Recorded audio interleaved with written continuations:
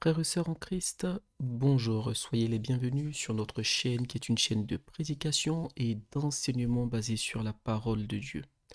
Aujourd'hui, nous sommes dans notre section questions-réponses et la question du jour est comment choisir sa version biblique.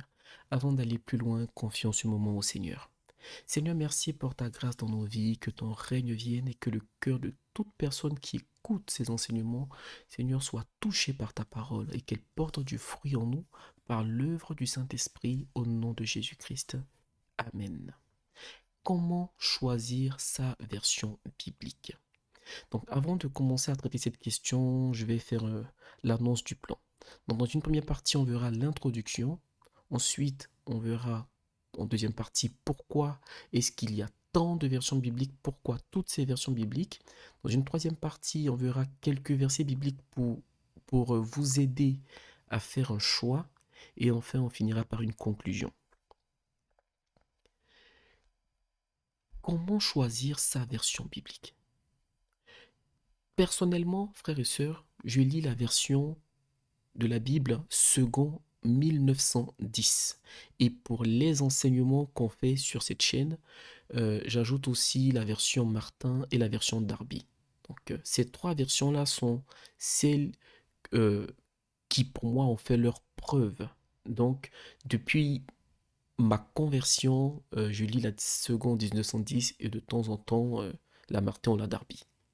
Alors, aujourd'hui, pour un nouveau converti, quelqu'un qui a besoin d'avoir une Bible de référence, il peut il peut se retrouver confronté à ce problème parce que il y a énormément de versions bibliques. Il y a à peu près 3300 versions bibliques dans plusieurs langues. Et rien qu'en français, on a plus de 900 versions bibliques. Les plus connues, on a la Bible King James, la Cherokee, la Septante, la Bible Tob. Donc Tob, c'est traduction œcuménique de la Bible. On a la Bible de Jérusalem, il y a la Bible de Jérusalem. Donc la Bible Tob et la Bible de Jérusalem ne sont pas trop lues dans le milieu évangélique. Euh, on a plus des Bibles telles que la Bible du Semeur, la Parole de vie, la Osterwald, la Martin, la Darby, la seconde, qui sont euh, plus connues dans le milieu évangélique. Maintenant, depuis peu, on a la Bible en français courant. Et rien que sur la seconde, on a la seconde 1910, la seconde 21, la seconde révisée, la nouvelle Bible seconde. Donc, vous voyez, frères et sœurs, nous sommes dans une situation où euh, une personne qui a besoin d'avoir une Bible pour lire régulièrement peut se retrouver confronté à ce problème-là de quelle Bible je dois lire. Parce que s'il y a tant de versions, c'est qu'il y a forcément des différences entre les unes et les autres. Alors, pourquoi toutes ces versions bibliques? Frères et sœurs, nous allons lire dans Matthieu chapitre 13, versets 23 à 24. Jésus parle et il donne une parabole à ses disciples et il dit, le royaume des cieux est semblable à un homme qui a semé une bonne semence dans son champ.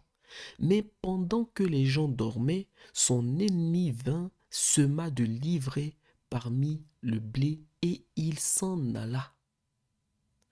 Donc là, Jésus parle d'une parabole dans un contexte bien précis. Il parle de la parabole du royaume des cieux. Et au verset 37, donc toujours Matthieu chapitre 13, verset 37 à 39, Jésus-Christ donne l'explication de cette parabole-là. Et Jésus-Christ dit, au verset 39, on va commencer au verset 37. Il répondit, celui qui sème la bonne semence, c'est le Fils de l'homme. Le champ, c'est le monde. La bonne semence, ce sont les fils du royaume. L'ivraie, ce sont les fils du malin. L'ennemi qui l'a semé, c'est le diable. La moisson, c'est la fin du monde. Les moissonneurs, ce sont les anges. Donc Jésus-Christ est en train de donner l'explication de sa parabole. Mais on va mettre l'accent sur un élément. Au verset 39, Jésus-Christ dit, l'ennemi qui l'a semé, c'est le diable. Donc dans cette parabole, Jésus nous montre quelqu'un qui sème dans son champ et le diable vient ajouter quelque chose de mauvais. Donc pourquoi est-ce que le diable vient ajouter quelque chose de mauvais? Pourquoi l'ennemi vient semer. Quel est l'objectif du diable? Frères et sœurs, semer la confusion. L'objectif de l'ennemi, c'est semer la confusion entre le vrai et le faux. Semer la confusion de sorte qu'il soit plus difficile aux personnes qui cherchent, qui recherchent la vérité, de connaître la vérité. Alors, nous devons savoir, frères et sœurs, que la Bible est le livre le plus détesté de l'histoire de l'humanité. Parce que la Bible a été le livre au cours de l'histoire qui a été le plus combattu. Il y a des pays où la Bible était interdite. Il y a des endroits où la Bible est aujourd'hui interdite.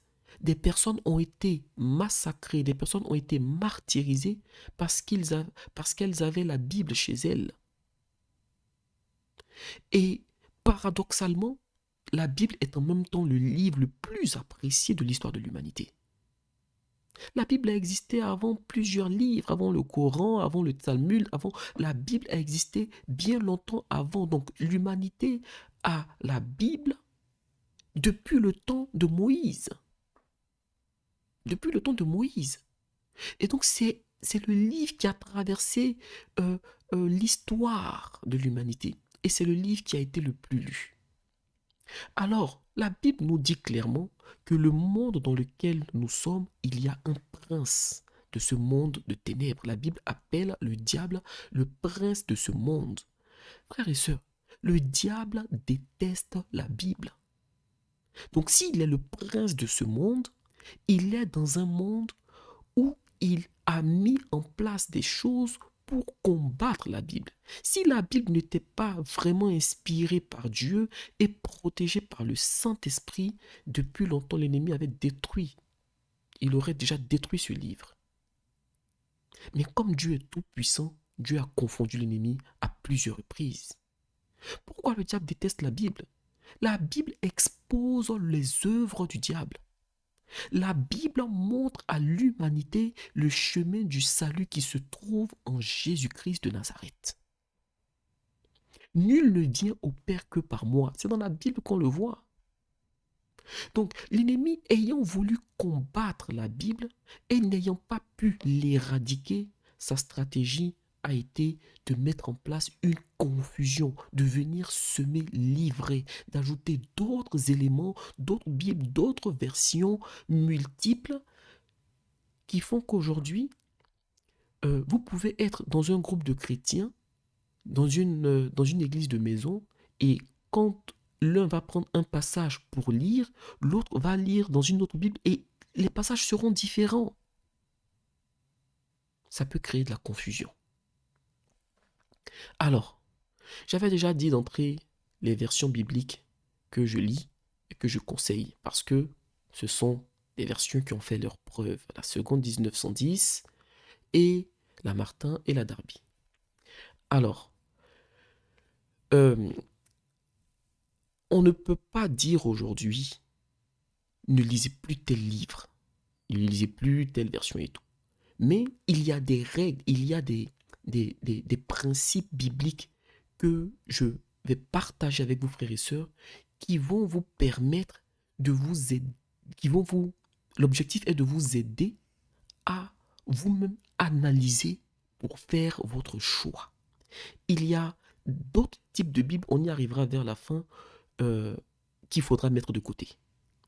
Maintenant, passons à notre troisième partie. Quelques versets bibliques importants pour vous aider à choisir. Alors, nous allons revenir sur le premier passage de la Bible pour faire une comparaison. Genèse chapitre 1, verset 1. Il est écrit: « Au commencement, Dieu créa les cieux et la terre. » Donc ce premier passage-là, c'est par rapport à la création des cieux et de la terre. Donc, dans la version Louis II 1910, il est écrit « Dieu créa les cieux et la terre ». Et donc, dans certaines versions, vérifiez dans votre Bible, frères et sœurs, vous allez voir que c'est marqué « Dieu créa le ciel et la terre ». Mais dans la Martin, dans la Darby, Et dans la seconde 1910, c'est bien marqué les cieux et la terre. Pourquoi est-ce qu'il est préférable d'avoir les cieux au détriment de le ciel? Lorsqu'on se réfère à 2 Corinthiens chapitre 12 versets 2 à 4, c'est l'apôtre Paul qui a eu une révélation du Seigneur et qui dit: Je connais un homme en Christ qui fut il y a 14 ans ravi jusqu'au troisième ciel. Donc le fait que l'apôtre Paul évoque le troisième ciel, ça nous montre déjà qu'il y a un premier ciel, un deuxième ciel et un troisième ciel. Donc il y a plusieurs cieux. Donc quand Genèse chapitre 1 verset 1 nous dit que Dieu créa les cieux, c'est cohérent avec la révélation de Paul. Au verset 4, donc 2 Corinthiens chapitre 12 verset 4, Paul dit: Il fut enlevé dans le paradis et qu'il entendit des paroles ineffables qu'il n'est pas permis à un homme d'exprimer. Alors quand on lit ça, on comprend que le paradis se trouve dans le troisième ciel. Alors des personnes vont dire: oui, on a entendu parler du septième ciel. Non, le septième ciel n'est pas biblique. Dans le deuxième ciel, il peut avoir plusieurs couches, il peut avoir plusieurs étages, plusieurs niveaux, même dans notre atmosphère. Le premier niveau où les avions volent, on parle de troposphère. Et après, il y a le stratosphère. Après, il y a 3 autres sphères encore au-dessus. Donc, il y a différentes dimensions. Il y a différentes dimensions. Donc, quand on parle du deuxième ciel, il peut y avoir plusieurs dimensions. Dans le troisième ciel, il peut y avoir plusieurs couches. Ce sont des choses qui nous dépassent. Voilà, là, ce sont des interprétations. Mais si on s'appuie sur les écrits, il n'y a que 3 cieux. Parce qu'on considère qu'il n'y a pas un autre ciel au-dessus de Dieu. Dieu est censé être le plus élevé. Alors, je vais prendre un exemple. Prenons l'exemple de parole de vie. La Bible version parole de vie. 2 Corinthiens chapitre 12, verset 2. Il est écrit: Je connais un disciple de Christ il y a 14 ans. Dieu a enlevé cet homme jusqu'au plus haut des cieux. Vous voyez, frères et sœurs, je ne suis pas en train de discréditer la version parole de vie, mais c'est un exemple de comparaison. Parce que c'est l'objectif, c'est de comparer les différentes versions. Eh bien, dans ce passage-là, la version parole de vie nous dit jusqu'au plus haut des cieux. Mais la parole de vie ne nous dit pas c'est à quel ciel, c'est le plus haut. Bon, dans quel passage de parole de vie on voit que c'est le troisième ciel? Eh bien, parole de vie, dans Genèse chapitre 1, parole de vie dit: Au commencement, Dieu créa le ciel. Vous voyez? Donc, il y a cette suppression de la notion du troisième ciel dans parole de vie. Alors, ça c'est une comparaison. Passons maintenant à une deuxième comparaison. Lorsqu'on lit la parole de Dieu, frères et sœurs, il y a un point qui est très important. Il y a plusieurs points importants. Parmi ces points importants, l'un des points importants est le rapport au péché. Parce que lorsque Dieu a créé dans la Genèse l'humanité, la création, la Bible dit que tout était parfait. Mais d'où sort l'imperfection? L'imperfection sort du péché. C'est parce qu'Adam et Ève ont péché que la mort est rentrée, la maladie est rentrée, la souffrance est rentrée, les querelles, les guerres, les animosités sont rentrées dans, dans, dans la réflexion, dans la pensée de l'homme.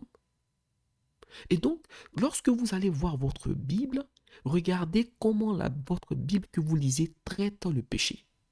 La Bible ne doit pas dénaturer ou trop simplifier la notion du péché.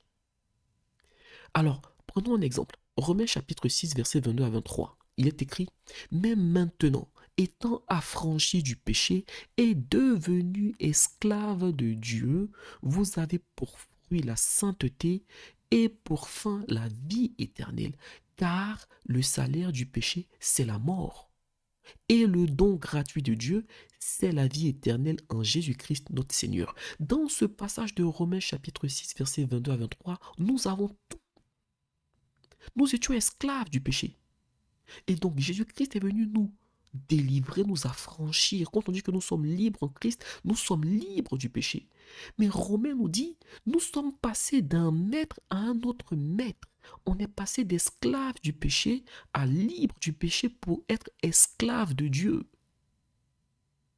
Ça, c'est ce que je lis là, c'est dans Louis II 1910.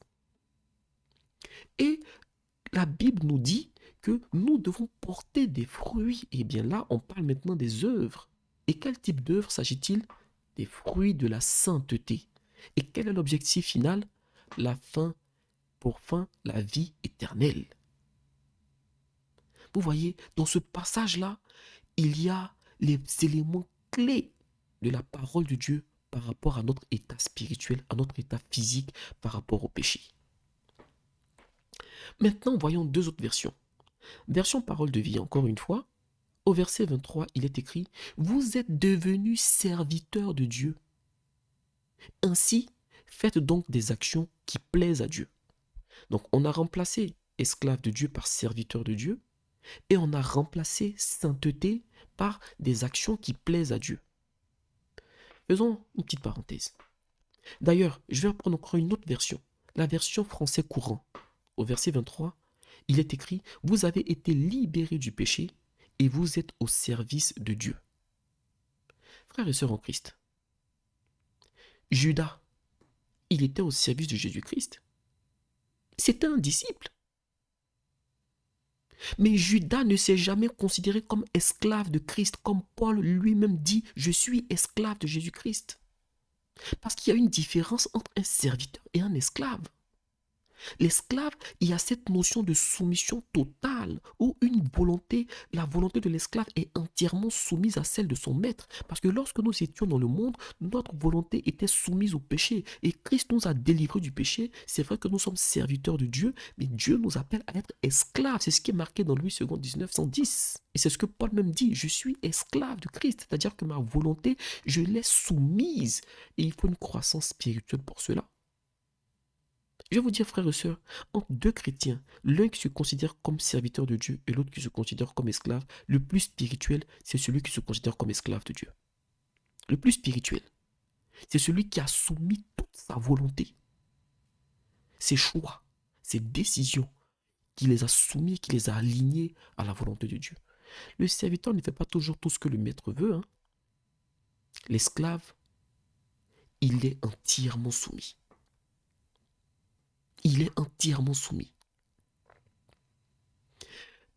Et lorsque Louis II 1910 nous parle de sainteté, dans Parole de vie, on nous parle des actions qui plaisent à Dieu. Là encore, on peut encore rebondir là-dessus.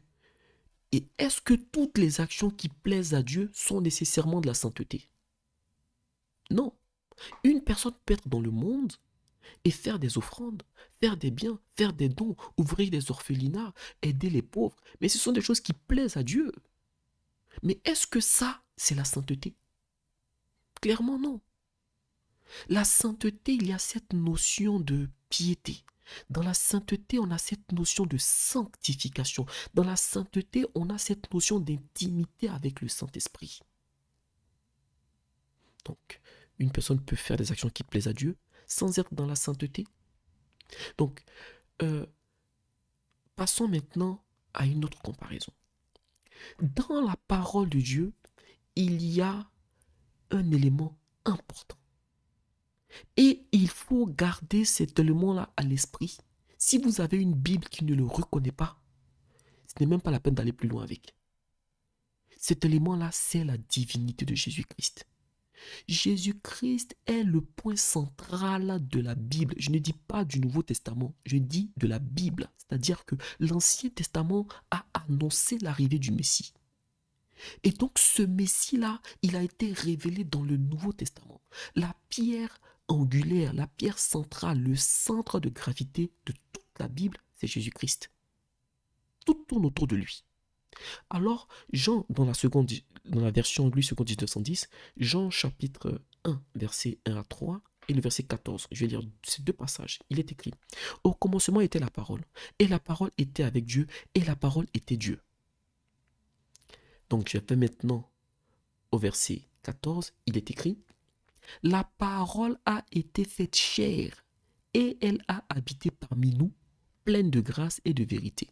Donc ce passage-là nous montre clairement que Jésus-Christ est Dieu.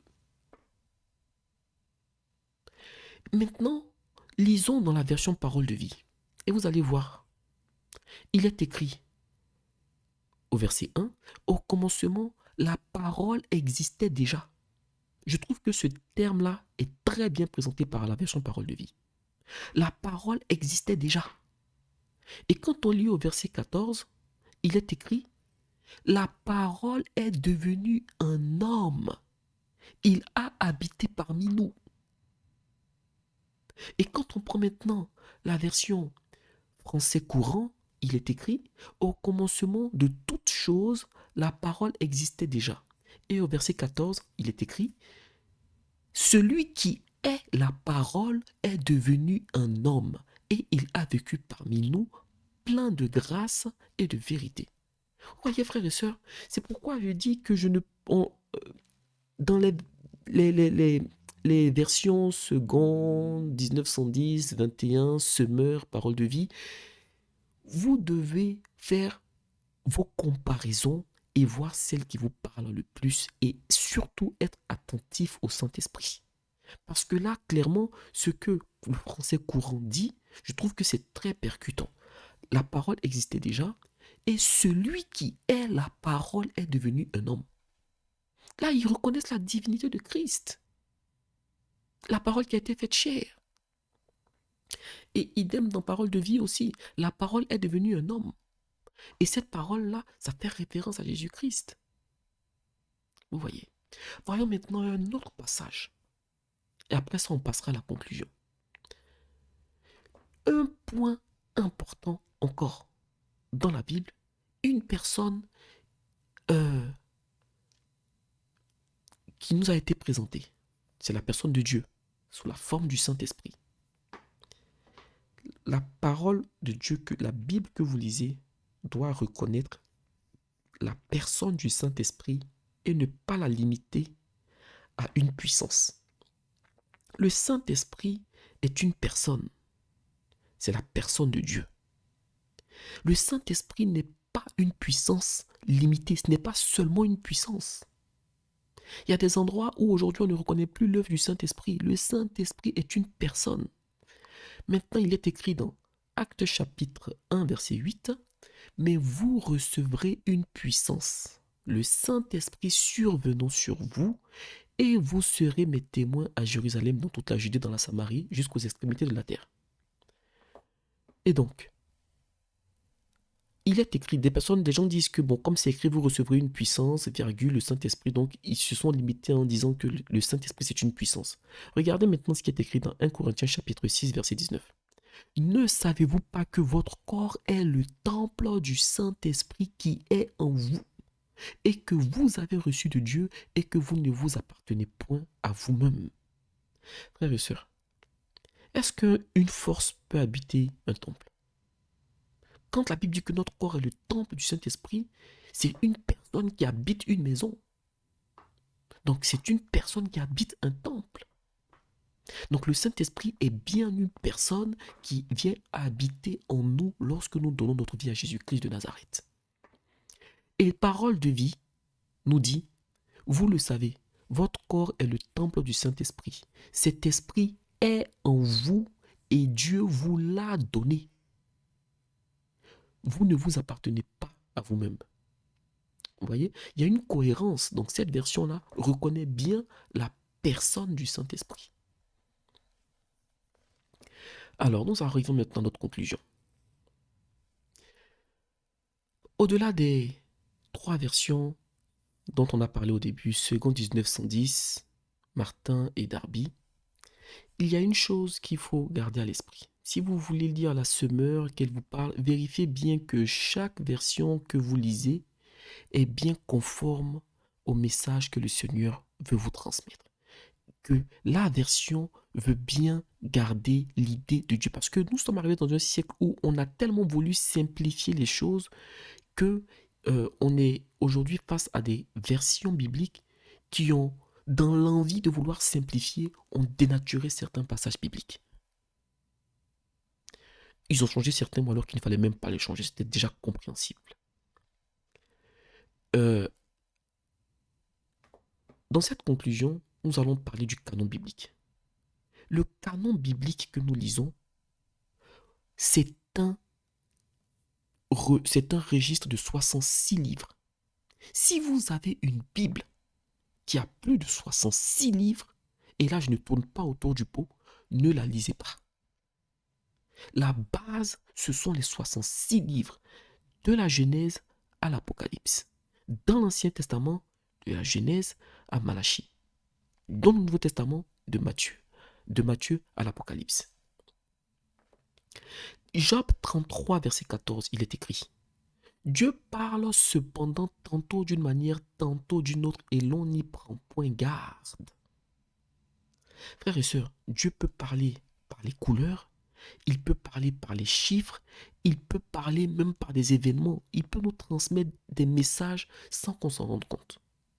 Parce que souvent on n'y prend pas garde. Dieu nous parle beaucoup par les chiffres aussi dans la Bible. Dans la Bible, on voit l'importance du 3, du 7, du 12, les 12 tribus d'Israël, les 7 fruits de l'esprit, le 3 qui est beaucoup présenté dans la Bible. Par exemple, Dieu a créé l'homme corps, âme, esprit. On retrouve le 3. Donc là, j'ouvre une parenthèse. On voit qu'il y a 3 cieux, comme on a vu il y a quelques instants. Le premier, le deuxième, le troisième. Qu'est-ce que le 3 représente? J'ai envie de dire que lorsque vous faites quelque chose et que vous dites que la boucle est bouclée, c'est-à-dire qu'on a fait le tour, c'est complet, eh bien, le chiffre 3 représente la totalité, ce truc de la boucle est bouclée.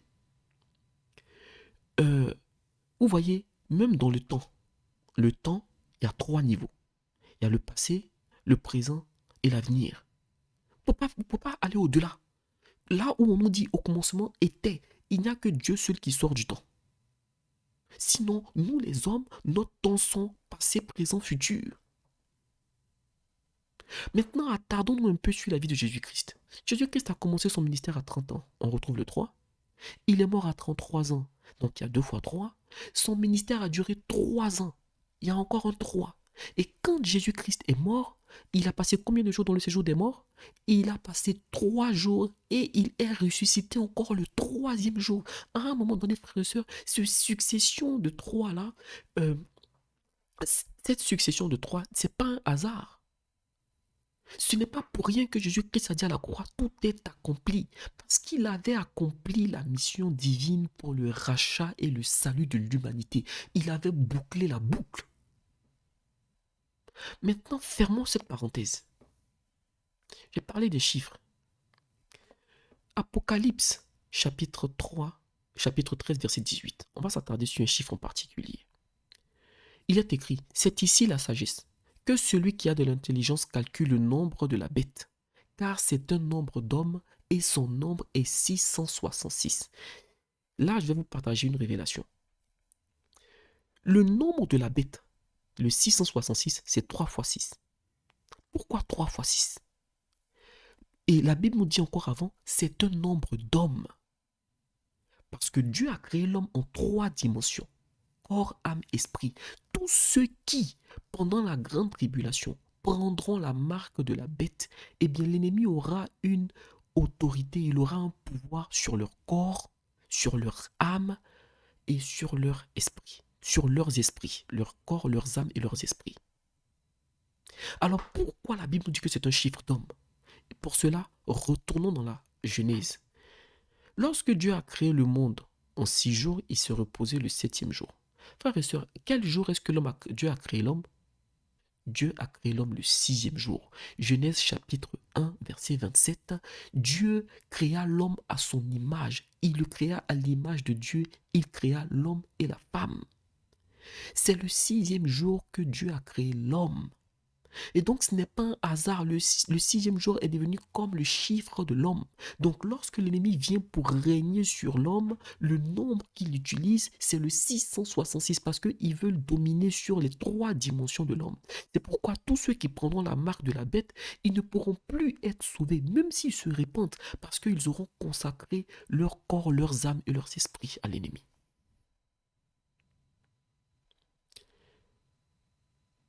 Maintenant, nous allons conclure sur ça. Pourquoi est-ce que j'ai parlé de ces chiffres-là? Par exemple, aussi le chiffre 6. Le chiffre 6 est le chiffre de l'homme. Et je l'avais dit tantôt que Jésus-Christ est le personnage central de toute la Bible. Car l'Ancien Testament avait annoncé le Messie et le Nouveau Testament l'a révélé. Maintenant, frères et sœurs, je vous pose une question. Dans l'Ancien Testament, quel est le livre qui parle de plus de l'arrivée du Messie? Quel est le livre qu'on peut prendre comme référence et dire que ce livre-là parle de Jésus-Christ? C'est le livre où il est écrit, c'est par ces meurtrissures que nous sommes guéris.